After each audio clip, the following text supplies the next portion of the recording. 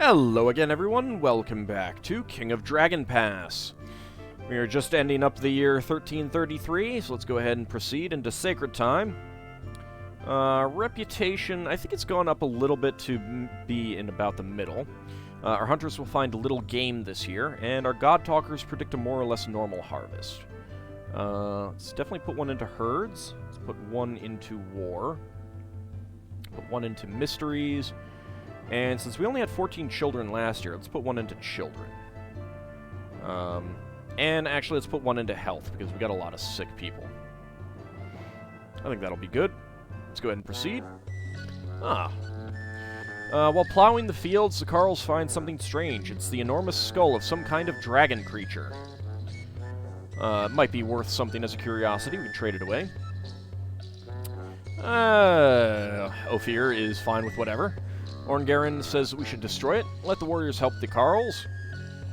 Vastir says that we should destroy it, display it in a temple or shrine, or display it in the clan hall. I don't really care, just get it out of the fields. Garnaneva has no opinion. For some reason, this makes me think of Maran Gor, Ernalda's earth-shaking sister. And Vanina has no suggestions. What would Yermal do? I mean, what would Orlanth do? Let's go ahead and display it in a temple or shrine. We do have a shrine to Maran Gor. We decided to display it in our shrine to Maran Gor. Randella died of old age. She made us promise to burn her body. And you are new, Lankpent. Let's see. We've got Brenna, age 21, worships Ernalda. Very good leadership. Good animals, combat and custom, and fair magic and plants. No one knew there. And we've got Lankpent. Worships Lanker Mai. His custom is excellent. Alright, so he's going to be a good replacement for, well... Okay, Ophir isn't actually all that old, never mind. And Orstalor, did we have him before? I don't think so. He's got excellent magic, though. Very good bargaining. And no one knew there. So, magic-wise, that is... Oxtalor is definitely the... Or Orstalor is definitely the best at magic. Would be, might be a good thing to get him on there. Let's see, bargaining is very good, but his bargaining is renowned. That's kind of the problem. I think we're good with what we've got here. Still have a lot of sick people, so I'm going to continue to try and get the... Oh, nope. I still have made a thing. Alright, well... Down to 41 goods. It's not great. Got all of that. I should probably do Urox.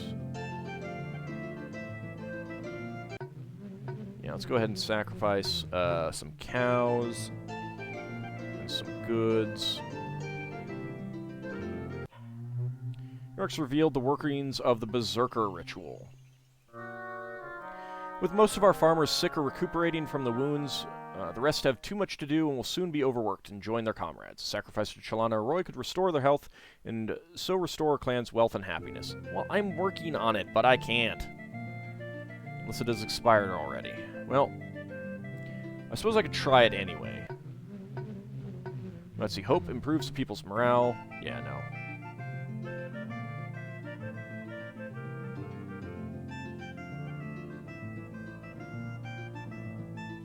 Really want curing.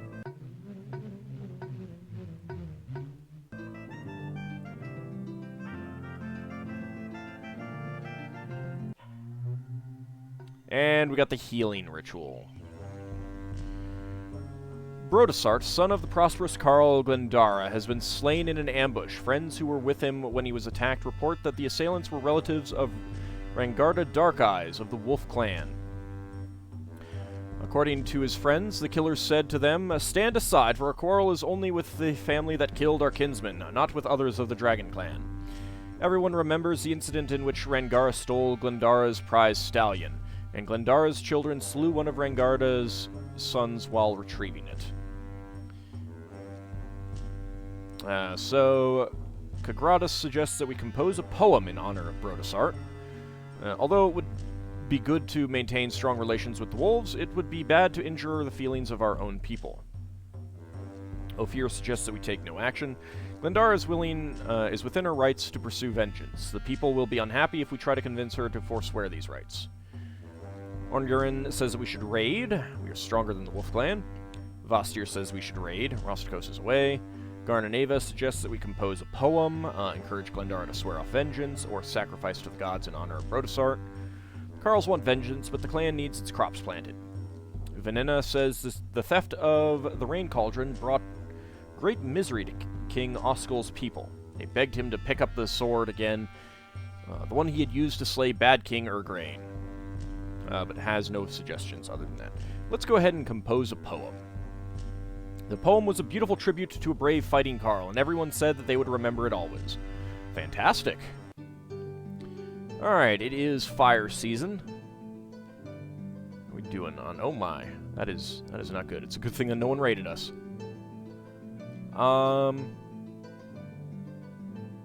We could go on a raid. Let's go ahead and go on a raid against, the Tedanlings, I think.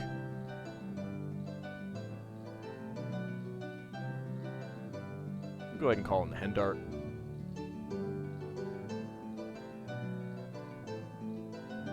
Let's bring some auxiliaries. 14 weapon thanes is good, and yeah, let's bring all of them. The Hendarti sent 27 warriors. We were spotted by the Tedanling patrols, and our 14 weapon thanes and 133 footmen are facing 15 weapon thanes and 132 swordsmen. Let's go ahead and use some magic. Sacrifice to Orlanth.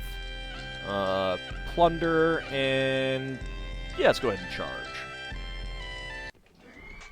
We rushed the Tedanling formation while they were still sacrificing to the gods. We smashed into the Tedanlings as they were trying to maneuver for advantage. After 3 of their finest warriors stumble and fall in the initial clash, a dozen of the Tedanling warriors facing Kagratis lift their shields high and begin moving to their rear.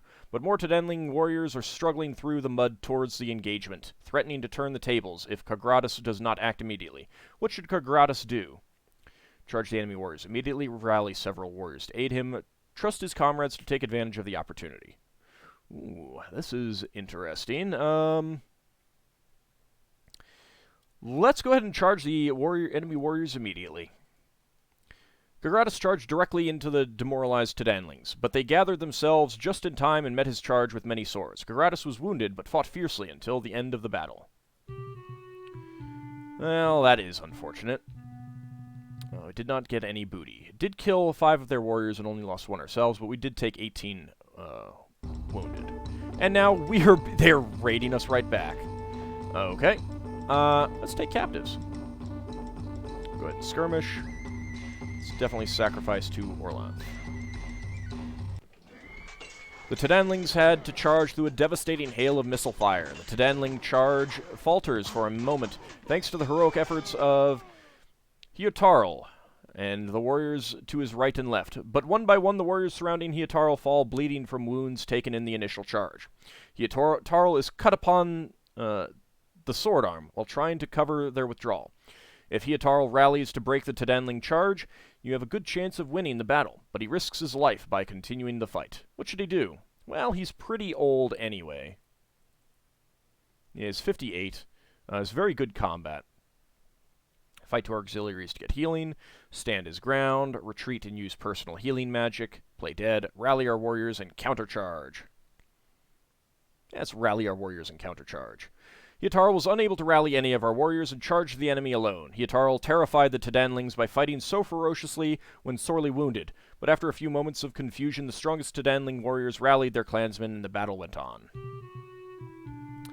Well, that is not great. They made off with 24 cows and 7 horses. They took 19 cows worth of loot, and we lost 1 weapon thane and 8 footmen. Oof. And Kagratis is going to be wounded for a little while. Well, that is very disappointing. We're going to need some more weapon thanes.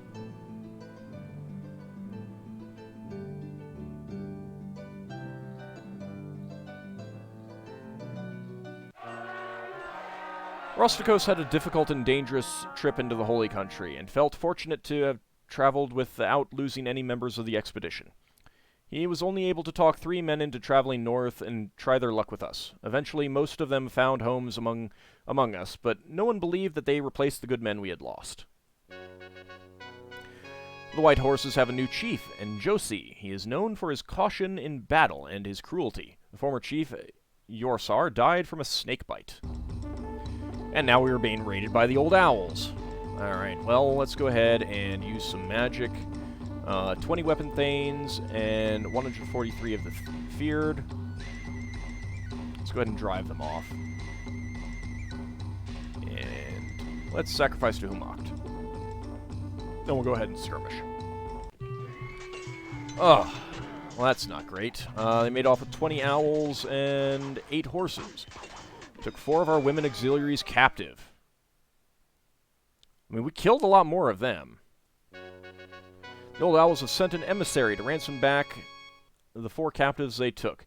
They ask for the usual ransom, 20 cows worth of trade goods. Unfortunately, our treasury is empty. I'll pay them cows instead. We've got enough. Okay. Harbard, the great Iroxi warrior from the chaos-hating Staghearth clan, comes to share a blood-curdling tale. One of the clan's ring members was just found decapitated in the forested part of the Staghearth Tula. Harbard is certain that the killer is a member of the chaotic cult of Thanatar, known for stealing the heads and putting them on to grim magical use. Harbard's clan mates conducted a divination and concluded that the Thanatar cultist is a member of your clan. Harbard wants to question your clan members in order to identify and punish the culprit. He has already decided someone is guilty. Do not trust him, Ophir says. He suggests that we refuse him. Orngarin suggests that we let Harbard interrogate people. Together, the Iroxi warriors of Dragon Pass could destroy our entire clan. Vastir also suggests we let Harbard interrogate people. If their divination says one of us is a cultist of Thanatar, they must be right. Rostikos says, have the clan ring conduct the questioning or refuse him. The Iroxi have no quarrel with us. We needn't fear their immediate wrath, even if we deny Harbard. Garnanavis suggests that we let Harbard interrogate people. Remember, if we offend Harbard, we offend his clan as well. And Venina has no suggestions. Urox is a foe of chaos. When he fights for us, he is the cleansing wind. When he bullies us, he is the bad wind. Let's go ahead and let Harbard interrogate people. We'll see how that goes. After lengthy interrogation sessions, Harbard concludes that Rostikos is the culprit. Rostikos swears that the accusation was unjust. Harbard is crazy, he protests. Let's go ahead and refuse to accept Harbard's judgment. Harbard was furious. Of course you think he's innocent. This cunning wretch has been lying to you forever. You're either stupid or deliberately harboring chaos. Others will know of your treachery. He stomped away. Alright, it is Earth season again. Let's go ahead and get our patrols back up.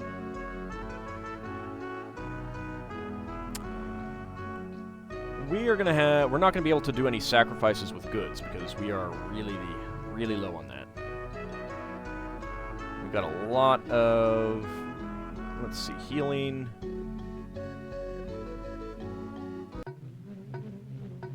Let's see, 70 people are wounded.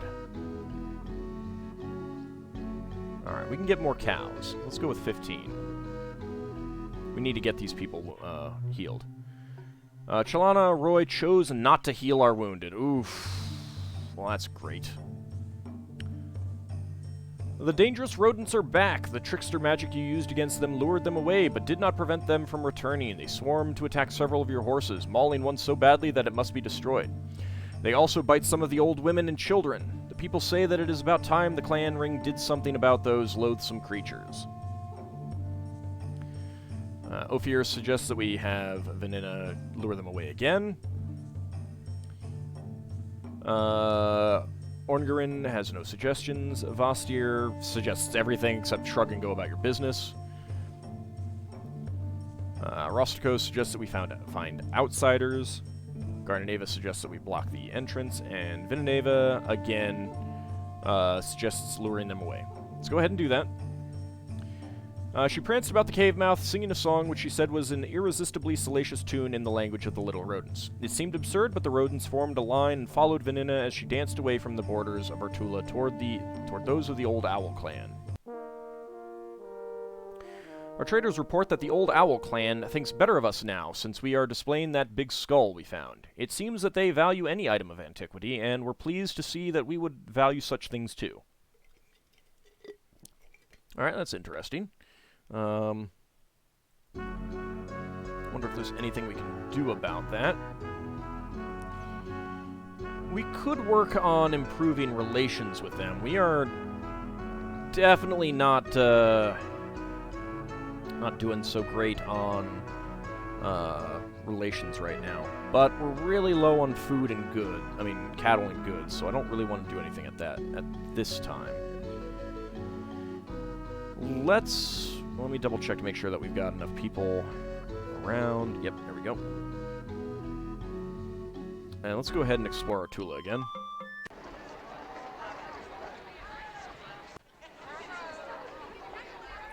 Three weapon thanes and 9 footmen. Go ahead and slowly. While exploring the further reaches of Artula, we camped near a small spring. As we kept watch that night, we were surprised to see that many of the stones around that spring glow in the darkness like stars. Our crafters are excited about using these rocks for amulets. Our neighbors are sure to want to trade for them. And we're being raided by the horse spawn again. Oof. Alright, let's go with 2 magic. Sacrifice 2 who mocked, drive them off, and skirmish. The horse spawn tried to circle around behind us, but our slings and arrows took a heavy toll on them. The horse spawn are using their mobility to continually threaten to outflank us. Rostikos and a number of other warriors are momentarily close to a group of horse spawn. What should he do? He has very good combat, very good magic as well. He could avoid dangerous situations, direct our skirmishers, fight bravely, lead a group of warriors to outflank them, or take bold risks to defeat them. Let's go ahead and fight bravely. Rusticos fought well, but did not have the blessings of the god that day. We captured 15 horses, so that's not bad. We did drive them off. We did not kill many, and they did kill 2 of our weapon thanes. Great warriors of the death god who mocked, assemble in your clan hall to make you an offer. The lands around here are rife with the undead. It is our duty to Humak to wipe out these beings, which are anathema to him. Give us permission to range about your Tula, slaughtering the unliving wherever they lurk. Ophir says, give them permission, give them gifts. The Humakti are known for their loathing of the undead, and sometimes for scorning those who do not share it. Orngarin suggests that we do everything except just flat out give them permission to refuse them. How can we refuse them? Vastir says that they are great warriors, give them permission. Rostikos suggests that we should give them permission, gift them if they are successful. It's one thing to give away wealth, but another thing to give it away for nothing. Garnaneva says that if we sacrifice to Humak, they will be pleased. Vanina suggests that, or says that Yermal said that Humak was once a sword, but became Orlanth's brother. Humak, offended, stuffed him in a barrel. Without food, Yermal grew thin enough to squeeze through the barrel slats. Let's go ahead and give them permission and sacrifice to Humak. And we will sacrifice 4 cows. We've got enough cows right now. We are definitely lowering. They praised us as a wise and honorable clan. They found specters and ghosts everywhere and put them to the sword. We knew that our lands were haunted, but had no idea just how much danger our people were in. We were overjoyed, and so gave them good gifts. Okay, it is dark season now.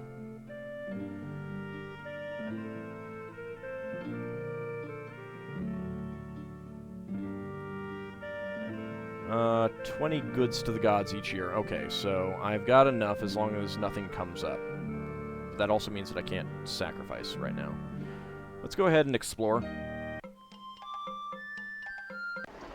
There are still things to find around here. Oh, hey, we got a new Vinga. Farena. Animals good, bargaining fair, combat very good, custom good, leadership fair, magic good. 19. Not too shabby.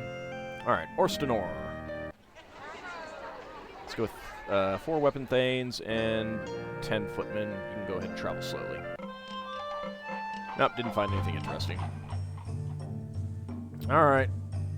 Led by Renatha, a respected Carl, women of the clan reproached the ring for costly blunders.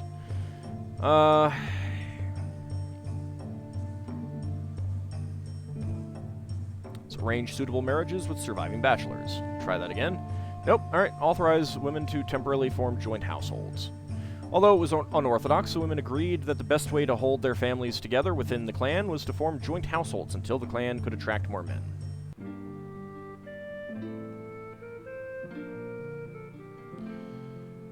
Alright, we're up to 25 goods.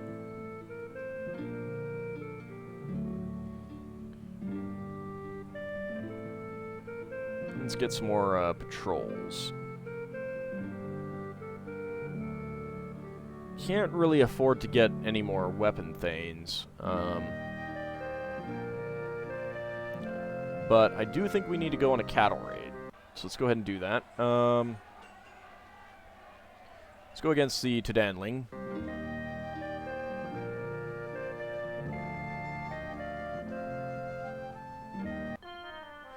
Alright, we managed to ride right into their Tula and make off with 23 cows without ever being noticed. Excellent. We are close to a feud with the oak trees. If we want to avoid a feud, we could send an emissary bearing gifts. I can't afford that. With most of our farmers injured or ill, the rest have too much to do and will soon be overworked. Yes, I know that. There's literally nothing I can do about it right now. Well, let's go ahead and use 2 magic. Sacrifice to who mocked, drive them off, and a skirmish. Okay, we lost 3 footmen, no elite fighters. That's good. And we drove them off without them being able to plunder our Tula at all. The people are up in arms over a bad trade deal struck by one of the ring members, Vostir. He traded away 22 cows worth of rugs for scrolls worth 5 cows at most. He is always making bad deals, and this is one of the worst. It's as if Vostir is only interested in showing others how wealthy we are. He does not realize that if we let him keep making deals for us, we will stop being wealthy. Forbid Vostir to make any more trade deals. It is good to show others how wealthy we are. Scold Vostir before the others. Scold the people for embarrassing a ring member. Take no action. This bad deal will be balanced by future good deals. Kargratus suggests that we forbid him from making any more trade deals. Vostir is needed on the ring for other things, not just trading. We must find something else for him to do. It is a good thing to show others how wealthy we are. Vostir is generous, and everyone knows that. Generosity is an Orlanthe virtue. That does not mean that we should act like emperors and scold the people for voicing their complaints. Orngarin has nothing to add. Trade with other outsiders is the exclusive purview of the clan ring. Vostir, they're upset now, but wait till they hear the poems celebrating our generosity. Rostikos says, Vostir really does make bad deals. He has good bargaining. Our own people plot against us. And Venina says, it's nice to see someone else in trouble for once. Let's say it's good to show others how wealthy we are. Then again, it did just eliminate, drop down our goods pretty considerably.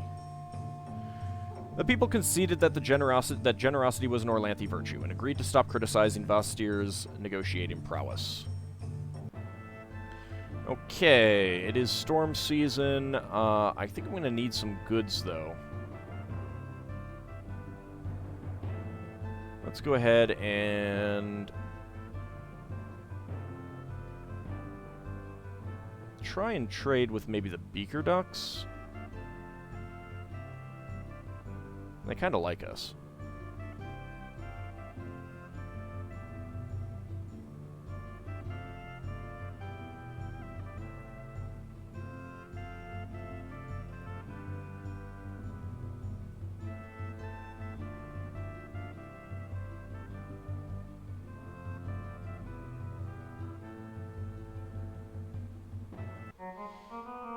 Alright, beaker ducks. Let's see, a medium caravan. Let's go ahead and buy goods. We can sell some food. 3 weapon thanes, 11 footmen.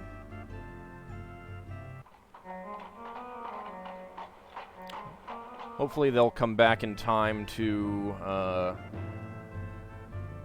actually turn that into, you know, get that to us before the end of the season. Well, we are up to 20, so I guess that's okay, but we'll go ahead and explore again.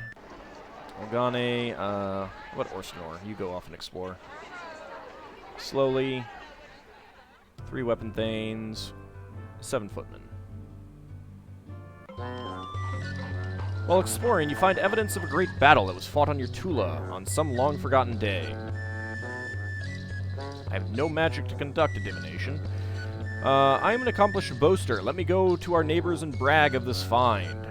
Brag to other clans about this find, conduct a divination, shrug and go about your business. Those weapons are about 1,000 years old. Orngurin has nothing to add. I wonder if we can use this to bring cheer to the weapon thanes. Vostir suggests we conduct a divination. Gardenava shrug and go about your business. Who cares?